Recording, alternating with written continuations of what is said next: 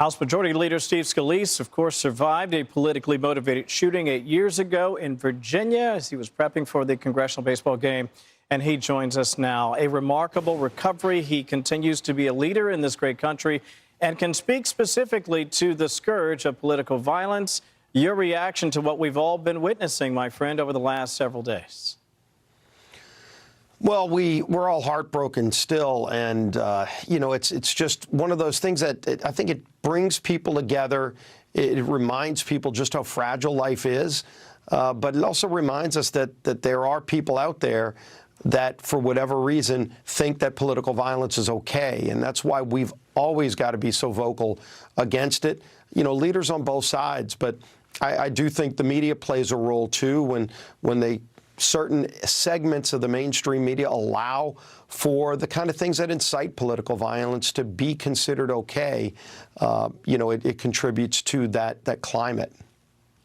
You know, Representative, it's just interesting to me because it's been several years since you experienced this political violence. Just this past month, we've not only had Charlie Kirk, we've had the Christian children who were gunned down en masse. But that's after the one in Tennessee. So it's a political persecution. It's a religious persecution. Has there been any changes that you've seen? Has there been any effort? What are the efforts being made by Congress, by our culture, to address what you face firsthand? Well, you know, again, there's some of us that call this out all the time when we see the kind of rhetoric that incites people to go commit violence. And, you know, we cherish our free speech, but, you know, you do see in the mainstream media, if a conservative says a certain thing, they're going to go blister that person. But if a liberal is saying things like fascist and, you know, Trump's this and that, and they equate conservatism to Nazism, they do it all the time. I mean, MSNBC, you look at there was a recent study, over 3,000 times in the last 3 years, they equated Trump and fascism. MSNBC, I'm not talking about elected leaders.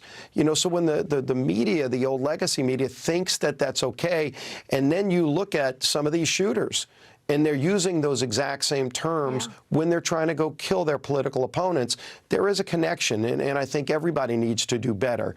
You know, elected leaders surely need to do better, but the legacy media needs to recognize their role in calling this out, not allowing it to become mainstream. Mr. Speaker, it's not just political violence, it's violence all across this country, murdering people, carjackings. I know that the 30 days is getting ready to end in Washington, D.C., but Republicans are pushing to extend it. Yeah, we are, and President Trump has done a phenomenal job at keeping D.C. safe and making that a priority, looking now at other cities. And, you know, look, you can even see the mayor of D.C. said she wants that protection to stay. But, you know, they've made hundreds of arrests of violent criminals, of gang members. There are young children who were missing who are now found because President Trump brought that National Guard to D.C.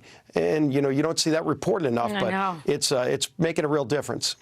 Well, as always, we certainly appreciate your perspective, and we understand very acutely, given what you've been through, what this means to you. Leader Scalise, great to see you as always, my friend. Have a wonderful weekend. We appreciate your time. God bless all of you, and let's keep praying for Charlie and his family. Yes, indeed. Amen to that. God bless. Go Tigers. Thank you. Go Tigers.